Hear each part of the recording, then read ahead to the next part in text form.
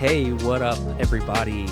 Hey, thanks so much for being here for this conversation on AI and the church today. We're going to be talking about using AI in creativity, whether that's just through personal creativity, church creative teams, and then we're going to talk about AI and preaching and teaching. And I'm really excited today because we've got two people that are about to join me here, people who I honestly really respect and admire for their gift of creativity. They're both amazing preachers, teachers of the word. They're also both insanely creative, but honestly, beyond all that, they are just amazing church builders. They believe in the local church. They build the local church. And so I'm really excited. So today we have got with us Pastor Charles Metcalf from Transformation Church in Tulsa, Oklahoma, and Pastor Filmore Bouldes from onechurch in Seattle, Washington. So I'm going to invite them on right now. And what's up, guys? Hello, How we doing? hello. What is up? Well, man, thank you guys for being here. So, I said this before we brought you guys on, but I honestly, genuinely respect both of you guys, obviously, for your creativity, for the gifts that you guys have for your preaching and teaching. In fact, I just preached at my church last Sunday, and I just typed in, like, to ChatGPT, help me write a sermon like Charles Metcalf, and it did. That's crazy. And Crazy. so I'd be it was interested on what it would tell you. I've actually done that, like, just for fun with Tim Keller, and it's crazy how much it sounds like Tim Keller. It's a terrifying thing. But yeah, and so, but honestly, you guys are just church builders, right? Like, you're not just coming on here with an idea. You guys are local church guys. Man, I remember Pastor Filmore seeing you literally from the earliest days of church planting in New York, and getting to be around and see a lot of that. So I just have a lot of respect for you guys as church leaders. And so today I just want to chat about AI. We're going to talk AI and creativity. So let's like start with this. So let's put the obviously, we know you're Christians, we know you're pastors. Let's set that aside a second. As creatives, like, you go on social media and everyone that's creative is a really hot take these days about what AI is. How do we use it? How do we not? Is it the devil? Is it okay? Just as creatives, how are you guys thinking about just the way the world and creativity seems to be changing as AI has, like, really kind of come on the scene over the last few years? I'm going to defer to the older gentleman there. Yes. Go ahead, big dog.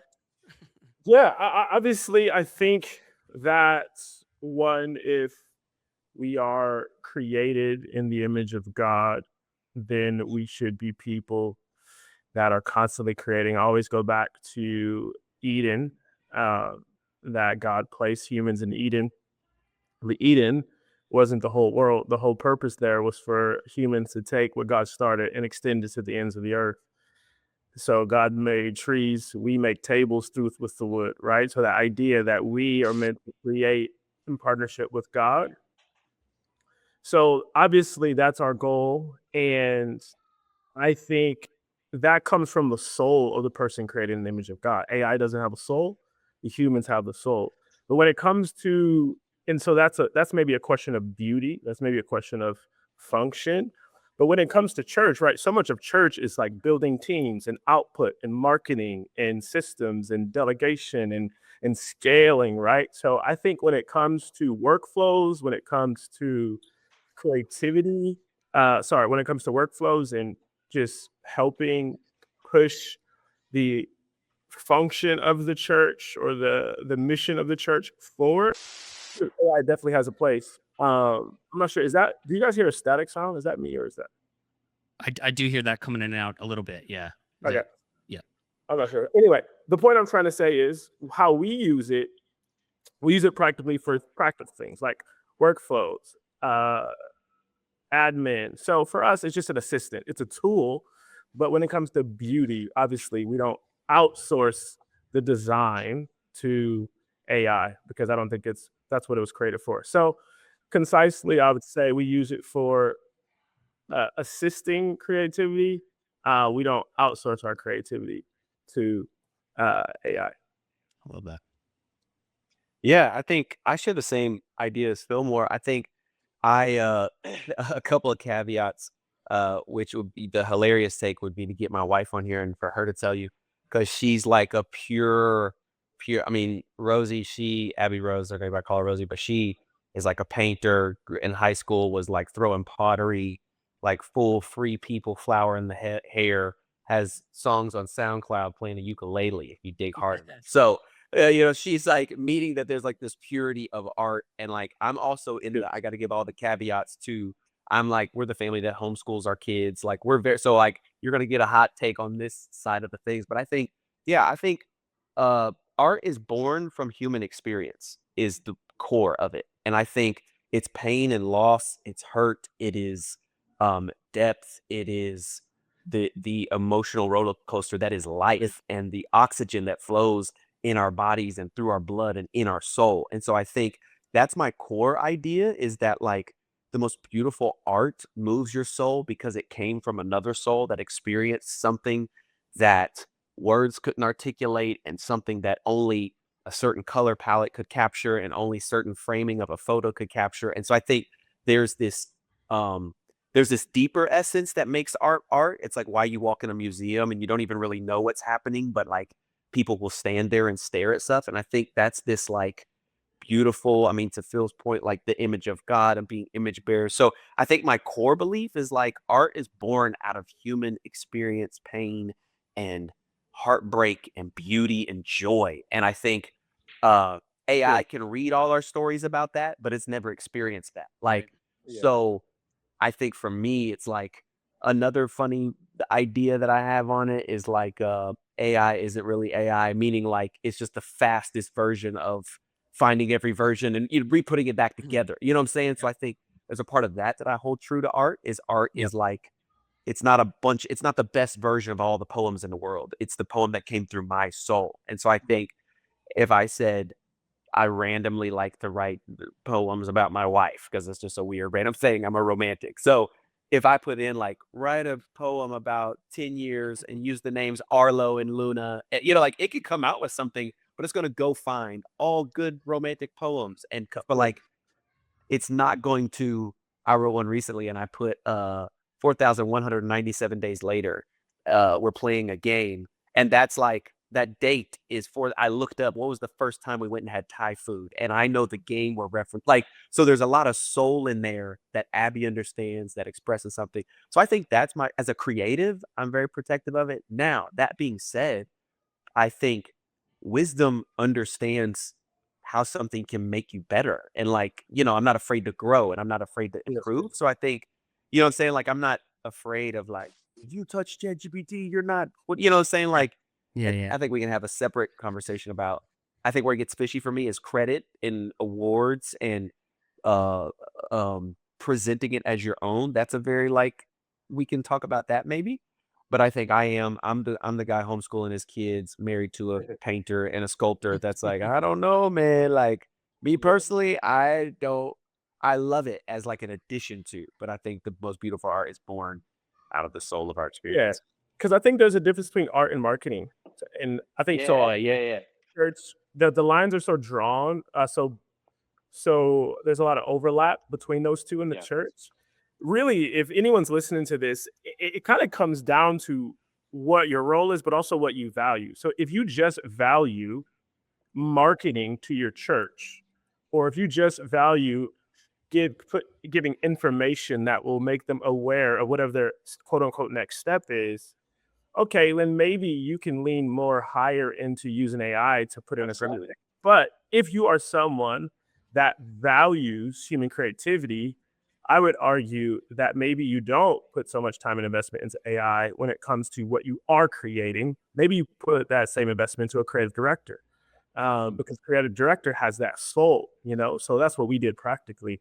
Because I would argue what Charles is saying, what moves people is what's created from a human soul. So I'm not just trying to inform people, I'm trying to create awe in people.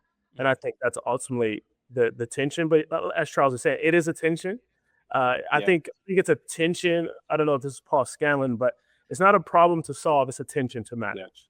Right. So we got to manage that tension between if the truth is, okay, God calls us to create because we're creating His image. Wisdom says, okay, how do I use AI to aid in that mission? AI is not the mission; creativity is the mission. So, Yeah. yeah. So, Well, I want it to free me to be more of a creative. You know what I'm saying? Like I want to use it in that way. So it's like I want to use it in a way that is beneficial to. And I think too, like the blunt thing I would say is everybody's got to draw their own lines on this new world. Like, so like to Phil's point, like it's a matter of what matters. It's a like for me, like I 1,000 times out of 1,000, which just could be, like me going against my own principle. I'll literally like find a cool graphic on Pinterest and be like, recreate this, but change the words to say funny, funny, funny, silly, silly, silly. Yeah, and it'll spit it back out and I'll make it my wallpaper. Like, so like, and yes, technically somebody made that piece of art and I, copped it and we're like, so yeah, sure. But like to me, the value is like, well, I'm not claiming origin. I'm not posting it as my own. I'm not like, this is my wallpaper because I'm trying to lock in for 30 days. And I thought that Nike ad graphic was cool. So it's like, Yeah. that's my line. But some people might feel like, well, somebody worked on that Nike ad and you just stole their art. And you could, so it's like, I hear you. You've got a great argument. But I think that's the other thing I hold it very lightly. They're like, you've got to kind of determine your values. And then if you try to make up your values as this thing grows, you're going to get cooked. You got to decide where you're going to be and how you're going to use it, and then let that inform it. Yeah, I mean, I know we're kind of belaboring on this point, but this No, this is comes great. up. This comes up, right? And I would imagine there's a lot of church people on this, right? So we just hired a creative director. So to the point about values, if someone comes to me and says, "Wait, why would you invest that money into a human when you could have just been using AI?" Well, for us, human creativity is the value. Marketing is not the value. So because creativity is the value, that's where we put the investment. And I just think, as Charles is saying, as he's been saying, you got to determine as the leader, as someone involved in the local church, what is your value? I would argue that human creativity should be the value. But that's how we work that out here in Seattle at our church. And you got two talkers on here, man. So this is the worst possible Keep scenario. going. I love it. Keep going. But you've got to, once you decide it, just stand on it. Like, I don't even think, I think there's some things there's some part of this that I think maybe people are trying to, for lack of a better term, moralize, that it's like, I don't know if you can do that, man. Like, I don't know if if it's that black and white. And so it's like, you can only do it this way. Or you can only, it's like, I don't know. Like, it's a matter of like, yeah. And I say that to say like, I, as the homeschooling dad married to a painter, I'm probably going to be slower and my marketing probably isn't going to be as good. And I may not get all the people, you know what I'm saying? Like, but I'm owning that, like, that's kind of my path. And so I'm going to get the people who care about those things and I'm not going to get the greater maybe net that. And I think you just got to own some of that. Like, I think that's something that in creativity that, as you're determining your values and you're not trying to make your values the law of what is true and not true. It's like, that's just my value. So I value, it means something to me. You could hand me a sermon right now, notes outline that was full ChatGPT, and I would get up there and preach it and be like, okay, that's what, but like, I also value knowing like, no, I was cooking through that book and that was from a story I read and that came out of and I heard this person, like, that's just my value, but nobody's better than anybody. So that's the only part that gets me when it's like some of those hard and fast rules that are like, you are not a human if you, it's like, okay, big dog, let's. Yeah, well, it's super interesting, right? Because I love the part about the value, because there are like all kind of different church leaders. There are like, I know some pastors who would never write a single email to their church having any type of AI being used, because they're a wordsmith, right? So that like they really care about it. Or again, like a photographer or a designer or whatever that might be. So I think it's really the idea of just like kind of almost before it's like, do we use it or not, or how, it's like, what do we really value? And the truth is some churches may not value a certain form of creative expression other churches do. So it's almost just like, where do we stand? Where do we sit first? Right.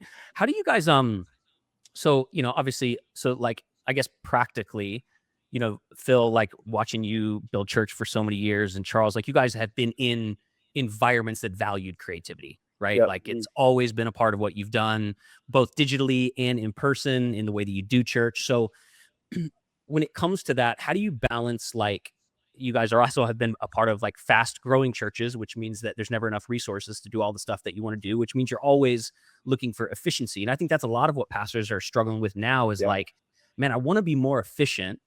And I want to free up more time for my staff or my team. But I also do want to like value the things that I value and not change. I was like, how have you guys managed that tension, whether it be on the creative teams at your church or just your teams, in general? How are you guys navigating that? Like, where does someone go, man, I'm going to leverage efficiency here, but I'm not going to leverage it here. Like, how do you think about that? And how has that worked itself out into the teams that you guys lead? I think our team is finding our way through it like everybody. I think a general principle would be like we're trying to automate tasks and not automate relationship and personal connection. But that's even kind of a sliding scale. So it's like there are some tools that we have that it's like, yo, we can put you in this workflow and it's all like it's gonna take you so graciously through a process of like your first time and where you are and follow up with you and send your kid this spent like so we've found some of those things that we use at TC that are like automated to get people through workflows of like how we do certain stuff and it's sending emails and some of that stuff isn't new with AI, but it's maybe a little more personalized. So I think that stuff is like, yes, you practically you can't do that with everybody. Like, you know what I'm saying? Like I can't send all the emails to all the people in the thing.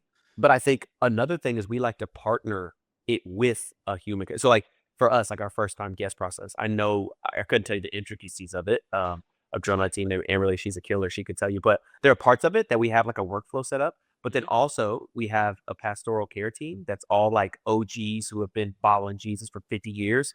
And they call our first time visitors and just, you know, like Pastor Dion, you're going to get a phone call from Pastor Dion. You may not answer because who's answering a random phone number nowadays? But you're like, there's also a part of that. Like we know, like, oh, we value that. We want that connection to happen.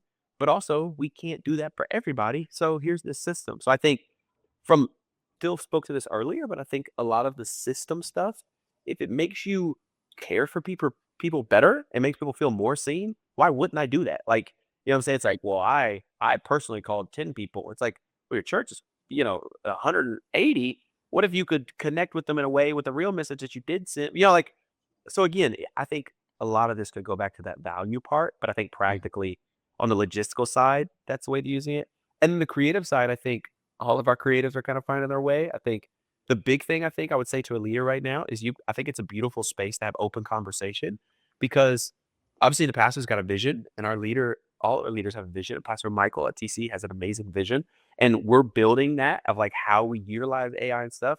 But one of the things I've been finding as I'm trying to manage creatives is I'm trying to navigate their own internal convictions and what they're feeling because everybody doesn't know. And so some people are like, never again. And then some people I'm like, you haven't worked in 3 months. That's all prompts. And I know it. Like, so you Yeah. have to be careful, Yes. buddy. Like, so, You can always tell, dude. Yeah. oh yes. Like, and so I think I'm trying to guide people in a helpful way to like, yo, let's figure out I don't know. Again, it's a value thing. Like, yo, we made this whole graphic and I'm gonna have to re-notch the whole thing to upload it to our D3 program, which is a bunch of nerdy words. Like I could put it in chat and it could split these layers or throw it in a system, split these layers and notch it for me and export it. Brother, don't protect beauty on that one. Send it in that system and shoot it back out. Like that's gonna take you 3 hours of work to change that color from blue to orange. Like, let's save it. But the soul of the idea, do I want you like I think a principle here that I use and tell to a lot of my guys is you have to think first, prompt second. You can't prompt first and think second. So you got to think first. Like, so you got to have your idea. You got to know, like, it's got to start in your soul. Then let's go to this thing. So I think if one of my guys was just like, make a sermon series on money about blah, blah, blah, like, oh man, I don't know. But again, some of that too is like, I don't know. I'm thinking of a church in Bowling Green, Kentucky, where I grew up. I that Bowling Green, Kentucky does not care about what the graph like. You know what I'm saying? Like, Yep. bro, preach the Bible, make all your sermon graphics, and throw AI behind you, and love those people. So you know, it's again, it's that value. I love that. value. Yeah. I love that. Okay, let's transition to preaching because this is Here this we is go. what everybody this is where the debate this is where the big Twitter arguments happen. No. Twitter argument. So like you guys are students of preaching. Phil, I know that about you personally. Charles, I can assume that and just based upon what I've seen of you, like you guys love the art and the craft of preaching. And that's not just the presentation of it. That's the study. That's the putting together the sermon. That's figuring out how you're going to give the sermon, right? So that takes a lot of work and that takes a lot of years to try and fail and have the weird, awkward seasons I've had in preaching where I look back and I'm like, dude, please nobody ever listen to that, you know? But now we do have AI where, you know, you can write a sermon, whether it's anointed or not isn't the conversation. That's not the Yeah, debate. The question is yeah, like, you can make something sound pretty good.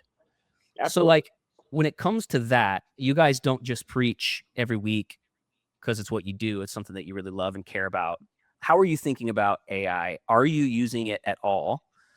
If so, like, what are your lines? What are your guardrails? How are you guys just in your individual preaching thinking about that right now? Yeah. Well, here's what I'll say. I do use it. I use it in the same way that I would use a research assistant.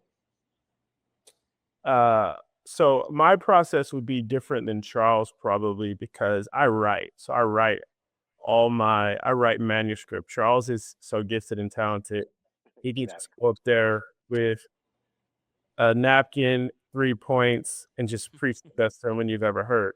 Others of us have to write 25 to 3,000 words on a manuscript so they can make sure that their thoughts are cohesive, coherent, and biblical. Okay. So I just want to say one of these people are not like the other. it's crazy, bro. That's so crazy.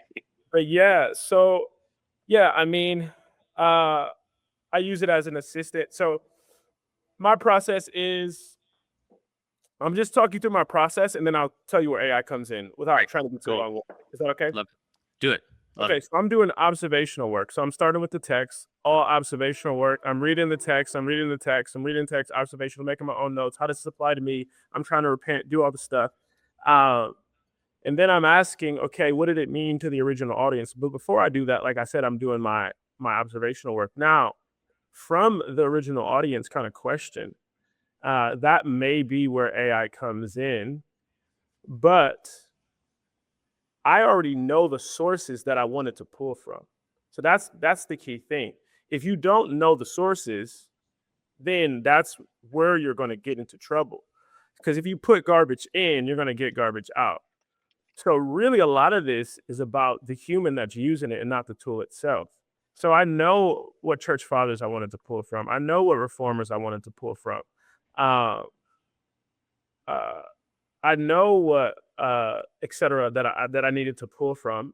So because of that, yeah, that's how I use it. Anyway, the point I'm trying to make is I use it more to gather research, and I also use it. So let's say after I write my manuscript and I'm thinking, okay, I need to get this is a lot of proposition, this is a lot of truth. I want to add a bit more illustration or anecdotes. I have a list of illustrations on my phone that I just think of in life, like just a bunch of them, maybe like 100, just like a note. I'll go into AI and I'll say, hey, based off of this manuscript that I've already written, could you suggest where I can put in an illustration to enhance what I've already wrote? And I'll say that I've used it and it's been quite helpful. But AI isn't writing my sermons for me. And also, I fact check everything that I Those do. sources. Yeah. I never take the first answer. So I have a personal accountability system. His name is Dr. David Campbell. So anything that I am retrieving from chat or Claude or whatever, or even logos, I'm going to run it by him. He looks at all my sermons to make sure it's checked out and therefore biblical and accurate, etc. So that's what I would say. Yeah, And love that. that's how I use it. That is so incredible. I think, I think so. Yeah, my process is I'm starting with like the soul of like, this like so I'll go real time. So this past Sunday, I just preached yesterday. And I had a cool idea for something. It was gonna be based off this run I was doing. So I had this idea, cooked up this whole sermon. But the hinge point for me is like the soul part. I know the way I'm wired, the best way I'm going to communicate the gospel is if my soul is connected to these words and I am up there experiencing it and like dying up there with you. Like I know that's a part of how I'm wired. So I got to fight to find that. And so I think, I like had an idea. I wrote the whole sermon out, but then I was like, I don't know, that's not it. So I had to I was going to rewrite kind of this new idea. quickly. So I'm saying that to say this is where I think having AI as a tool is so helpful because I think and again, this is unique to me. But so I think my process starts with like the core thesis and the scripture is like that's a hard line that's like that's all me. You don't get to touch a computer, you don't get to ask a prompt. So that's my rule is I gotta pick up my physical Bible that has my name embroidered on the front of it. That right now I'm going through. My dad, when I turned 18, he gave me his Bible that he grew up preaching in. Oh, that's awesome. Yeah. And so I got to make my way through 4 Bibles. So I'm on Luna's Bible right now. So the first Bible I had for like 10 years. That's Arlo's Bible. I retired it. So the one I have now is Luna's. So, anyways, I'm going to go through, I'm going to read the text and I'm going to do it the more time. I'm going to write down notes, question it, ask, what does that say? And you just read it over and over. Read the references. I'm going to go in the concordance and I'm going to do all that work. And then I'm going to try to write down what is the core idea I'm trying to capture and dial that in as best as I can. Then I'm going to go to AI and I'm going to, again, what Phil said is so important, including all of like the references that I've built. So I'm certain commentaries, church fathers and mothers, certain theological circles, certain ideas. I put all that in. So my prompts are long. And I think the longer your prompts are, the better. Like if you're just like, tell me about faith, like I think that's scary. Like I want to know in the context. So I put a long paragraph prompt into it about the scripture. And then I just asked for all those angles. And I built for me, like in my chat, every time, probably not once a month because I'm pretty stickler. And again, my wife was going to hold me to it. I like have it spit out all the rules and I correct them. So I'm like, what references have you pulled from the last times I've asked you these questions? And I'm like, okay, don't do that again. Do this. So one of mine is like, you have to give me the view from different theological circles, and you have to give me the view from different. And sometimes I'll include like, what would 5 other religions answer to this question I'm asking be? So I kind of use it that way, and then to Phil's point, I just get all the research I can, and then I sit that on a table, and then I go through and I start writing, and I start preaching it, and I start talking it out, and then I'm like, okay, we'll put that one here. But Phil is right. At the end of the day, my sermon notes are the title, it's a thesis sentence, and it's 3 points. And so that's probably not good. I wouldn't recommend it, but I will use it. I'll say that's crazy. I will use it though. Like I was working on my thesis. So like thesis statement, the emotional me does not get to negotiate what the committed me already decided. That was like a core idea. I was wordsmithing on that a lot and I was stuck on so I'll sometimes throw it in like I had this statement. Can you spit it out 18 different ways of how you would say it? Just to sometimes if my brain gets stuck and it's like this is what I'm trying to say, but is there a more like clear way to say it? But that's kind of my world. So it's a research assistant. It's gonna, give me all the information. And then to Phil's point, I'm still gonna go in and be like, I don't know. Because I think it's important. This is where I would give guidance to anybody. You need to know AI is not committed to telling you the truth.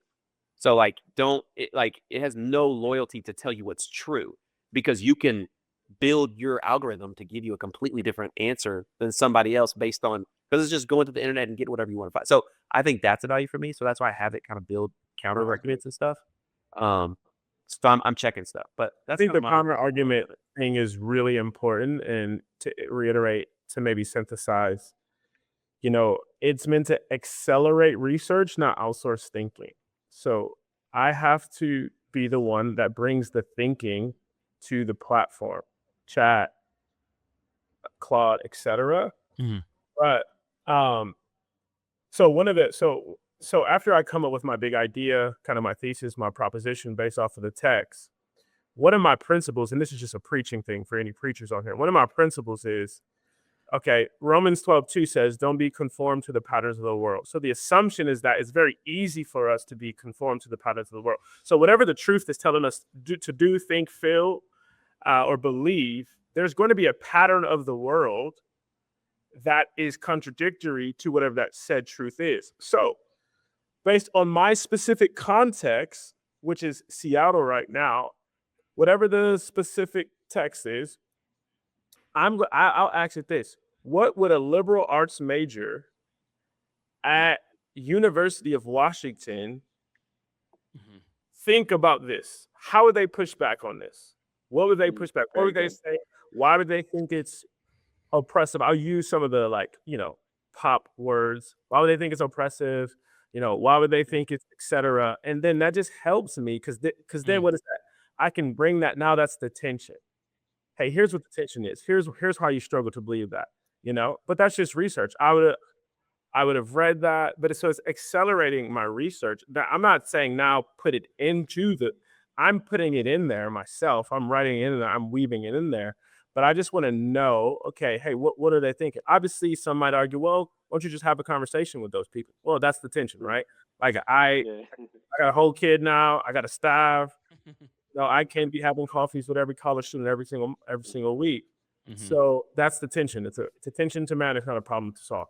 So I would just say, but like I said, and I'm not to say that somehow I'm more elite in my thinking than others, but if the person that is using it is not thinking uh, thoughtfully, which is a terrible sentence, then I think you're not going to get back quality info. It's Mhm. really good though. Yeah, that's really good. I was I was doing one of these conversations last week with a brilliant guy named Dr. Mark Sharona, who's been preaching the gospel for like 60 years. He's got a doctorate in Pentecostal theology, a doctorate in semiotics and future studies, and a doctorate in psychology. He's just one of these brilliant guys. And he was telling me that he coaches, not like formally, but he works with a lot of different preachers, And he's like, it's funny, man. Ever since AI started, like, I'll listen to one of their sermons, and he's like, I've been listening to you for 10 years, and like, I know that thing you just said is not you. Like, that's just I know Yeah. your voice, I know the way you put words together because he's a student of it, right? Yeah. So I think to me, like obviously using AI to help research and form thoughts and all that kind of stuff. Like for me, I'm my ADHD, my brain's all over the place. So to sit in front of a manuscript and write something is really hard. So I've figured out, okay, here's how the flow and all that works. What I think I'm noticing as I'm talking to more guys, especially guys who've like been around a while, is it's like it's not even so much about the process that they're worried about. It's the finding of the voice, right? It's the like, man, developing not just like a process for preaching, but like who you are and what you have to say. And I think one of the things that I think about a lot is, especially with like younger preachers, like if I was going to copy a younger preacher when I was newly preacher, I had to like buy a tape or a CD or Yeah. whatever. And now you can just go to Claude and like make it sound really, really impressive. Have it make you sound really, really impressive. So I think like jumping out of the process for a second, like let's just talk like philosophically around preaching. Yeah. You guys both, you're probably going to roll your eyes that I say this, but young preachers would look up to you. They would look at you and go, man, I love that they do what they do. I love how they do it. So talk to like the 22, 23, 24-year-old preacher, and they're still getting their skis under them. They're figuring out their process. Like, why is it really important that they don't just take the efficient way to, write the sermon faster or do the study faster, but actually do the work? And like, what do you think that forms? And do you think we're at a risk of losing some of that if people start to kind of take that piece of it a bit less seriously? Yeah. So here's what I would say. You can't separate the preacher from the person. And the development of the person is not efficient. Yeah. So Paul says to Timothy, guard your life and your doctrine. Proverbs 4 tells us to guard our heart above all else. So the reason that you don't want to skip the process of development is because the process of development takes a long time. And if anyone's listening to this and they think that the most effective way for them to become a great communicator is just to put a bunch of prompts in Claude or chat and just see what sounds the best, I would say you're missing the whole point.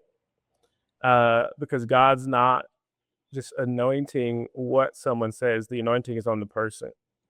So right now, the most important thing for anyone that's learning to preach, I would say, is this: you gotta fall in love with Jesus. You gotta pursue spiritual. You gotta kill your flesh, and then I would say you just gotta read the word. You gotta fall in love with the word. It's the word. The only reason we have anything good to say is because of what was already said in the word. I'm not making up anything. I am just trying to communicate what was already said by God. So I would say that even young, if I think my I'm saying all this is philosophical. My younger self, I'm still young, but when I was in my 20s, I focused more on how I was saying something and not what I was saying. And I think the most important thing is what you're saying first. What you're saying is actually the most important thing, not necessarily how you're saying it. So if you got to know what you're saying, you got to know, you got to study to show yourself approved, fall in love, read theology. Uh, but yeah, that's what I would say. I would just encourage anyone to just maybe even mute your feed for a bit, unfollow some preachers. Obviously, have a few voices that you look up to, so like one or two, but if there's so many other voices that you're constantly comparing, you're not going to know who you are. So everyone has one or two voices that just makes them leap, that resonates with them. Follow those, unfollow everyone else. And if you're in your early 20s or early 30s, just fall in love with the word, fall in love with developing character, and then out of the overflow of that, you'll become a person that can preach and move people. That's what I would say. Charles?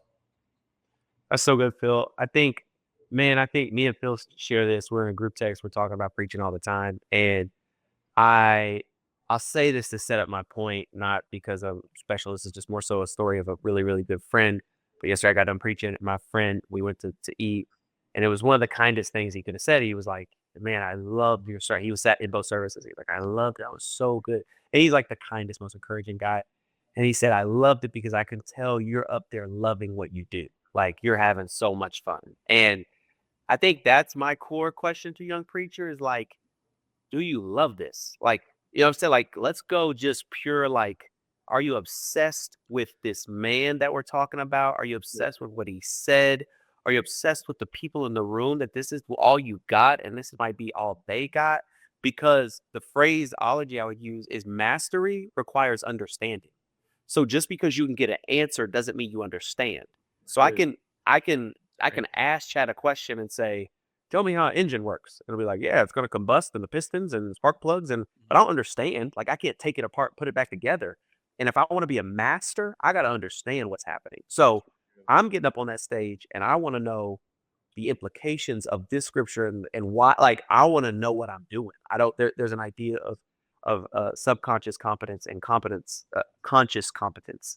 And I want to live in that conscious competence where it's like, I know what I'm doing, why I'm doing it, and I'm about to do it on purpose. And I'm obsessed with this. And so I think for me, I told this guy, one of my young guys, that we were talking about preaching. I said, I would tell you right now, bro, the greatest flex ever in your preaching is knowing the Bible.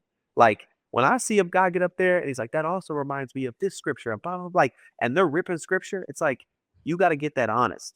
Chad can't give you that. No preacher videos can give you that. You got to know that book. And my push to any preacher was like, you got to be obsessed with the man and obsessed with his book.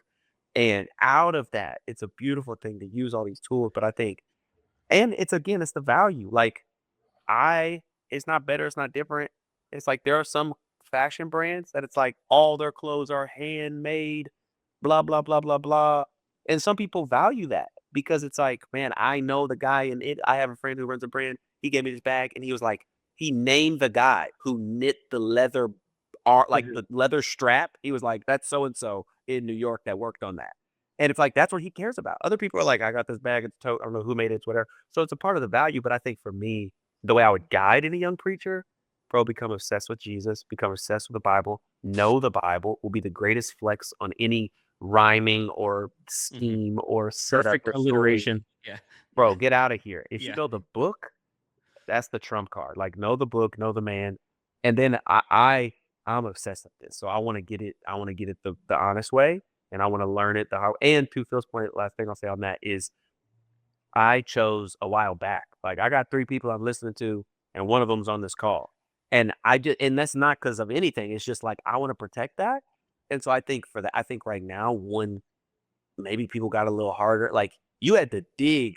I can get a Carl Lentz sermon now because that's my homie, but you couldn't find those back in the day. Like you couldn't find, like, so meaning that like right now, I think the tension is like there's billions of everybody's sermon, everybody's content. So it's hard to kind of like, I think you find one or two and then you put your head down and you preach a bunch of bad sermons until you get a good one. Mhm. and then you grow. So And I would even say too, and this is just because I have a real heart for this. I don't know if anyone is still even tracking with us, but I think when it comes to preaching, because social media, we're always putting our clips on social media. I think what can happen is we can overestimate our effectiveness, because let's say all your homies are going to be like, "That's dope, that's amazing, great word," because they're your homies, you know. Uh, but if it's not edifying the people that you're preaching to, then like so you good. know what I'm saying? Yeah. It's not impacting those people. And I'm not Yeah. using growth as the primary metric, but I do think it is one of the ways that God grows his church, develops his church. So I just think I would even encourage people philosophically to not be so worried about external feedback. You want to be you want to be serving and preaching to the people that God has called. So all preaching is contextual. All preaching is contextual. And if you are the most reformed person on here and you're like, I'm just gonna open up my Bible and read it. Well, you're speaking in English to an English. Why you ain't speaking in Greek? You just contextualize the moment you've preached in English. Yeah. So everyone's contextualizing.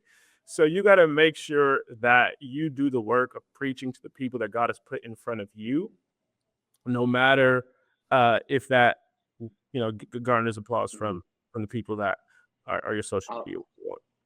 I think, Phil, you remind me of something that I think is so important is one of my last rules of preaching, and it's a very simple sentence, but like, this has got to be real to me. And what I mean by that is like, so yesterday I got a homie, we're like distant homies, we're becoming close friends. He's a cyclist. He lives in LA. I was like, yo, I'm preaching. You should come. And I don't know where his religious background is, where he's thinking. I just know he's a cool guy.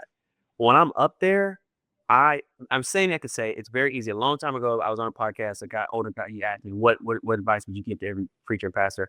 I said, you got to have somebody that you know is going to watch your sermon, but this sermon is going to cost you something when you get up there and preach it. And what I mean by that is like, I'm sitting up there screaming and yelling, partly because my homie's sitting in here. And like, I don't know where he stands. I don't know how many days he's got left. And this matters to me. And like, every time I get up there, I got to find who that person is. Like, who is the person? And it's not always like some distant friend or some guy that doesn't believe in God. Sometimes that's okay. I preach sermons. My little brother sitting here. I preach sermons thinking about my little brother before, just because that's my homie. I love him. And so I'm up there like, I'm thinking about a real, and so I think that's a part of it that like AI can't tell you that. Like, who is the sermon that who's the single mom in here that needs this word and doesn't care what the Greek means and the blah, blah, blah, blah, blah. She needs to wake up and raise these kids and shit. So I think that goes back to that soul, that value of like, we gotta, yeah. I love that. So kind of like as we close, I guess I just have like one last question for both of you. And it could be super short, but like, there's a lot of fear out there right now, specifically around AI. I'm noticing it's like you see these stats that like, I don't remember what the exact stat is, but it's like a significant amount of Gen Z and millennials believe that talking to a chat bot is on the same tier as talking with a pastor about spiritual advice. I just read the other day that like, I think it's like 60% of Gen Z who's used a chat bot in the last 30 days has had some kind of like therapeutic adjacent conversation with that chat bot. So I think like people are seeing that and there's like a lot of doom and fear. What are the next 10 years going to look like? But I was talking to a youth pastor actually from Florida the other day, and he was telling me super excited how he's seeing this renaissance in his youth ministry of all the students wanting to bring paper Bibles, right? They've like all banded together. They're showing up to church with paper Bibles. And he was like, he was so stoked about that in his ministry. So I guess my question for you guys as we close is like, in this world that everyone is freaked out, AI, robots, all this kind of stuff, as you guys travel around, as you're in your church, what's something in the church? It could be small, it could be big, that makes you just like so excited and hopeful for where the church is going. I think the church itself, the church itself is an embodied experience. So as artificial, as technologically advanced as we're getting, as siloed as we can, as convenient as we can be, the church will always be countercultural and will always offer what the world cannot offer. Chapman can give you some advice. It can't give you a prophetic word. It can't raise. Come on, baby. Yeah. It can't out to fix. It can't give you the presence of God. So I actually think this is the greatest time, because we, in the world of counterfeit, we're offering them truth. Counterfeit truth don't set you free. It's the truth of Jesus that sets you free. Beautiful. So I actually think this is good. Like, I see those stats and I'm like, man, that's not an obstacle. That's an opportunity. And I think if you posture yourself that way, then you'll be able to discern and see how God is moving. And I actually think such a time. So that's what I would say. I love that. That's beautiful, Phil. Yeah, I think, man, the darker it gets, the brighter the light shines. So I think I'm not worried about nothing, bro. Like the next generation of Jesus followers and preachers, I think they're the freaking perfect mix. I think they know that book, and I think they still love a little rowdy Jesus. And I think there's been these massive swings in the culture of church and preaching, and like, that's not a real preacher. They're too flashy. And you only do this if you like. And so I think we're about to land at the prime spot of the church, where we know we're inspiring people with the beauty of God and the art of, like, I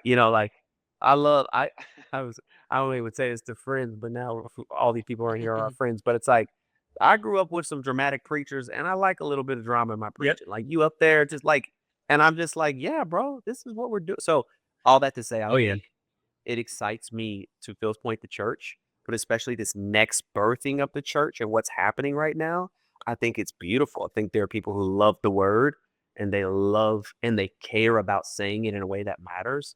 And so, bro, I'm so not worried about this. Like, I think there's a quote this shirt this awesome designer made, but the back of the shirt says, "The youth will always win," and we always say it at our youth ministry. But I think, bro, like, they're gonna be fine. And we've had so many things to worry about, and the church has always made it. And so this, I have a French Canadian friend that calls it "chef épatois," is a very fancy way to say ChatGPT, but we're gonna be all right, man. The church will last a long time. We're gonna make it. Ain't got nothing to be afraid of. Maybe make sure your grandmother doesn't get duped, and we'll be all right. Yeah, Right. exactly. That's right. Awesome. Well, Pastor Charles, Pastor Filmore, thank you guys so much, man, for taking some time to talk with us. I know the folks that listen and watch this are going to find it so helpful. Thanks for everything you do for the church. Thanks for leading so strong. And just, again, really appreciate your time with us this afternoon.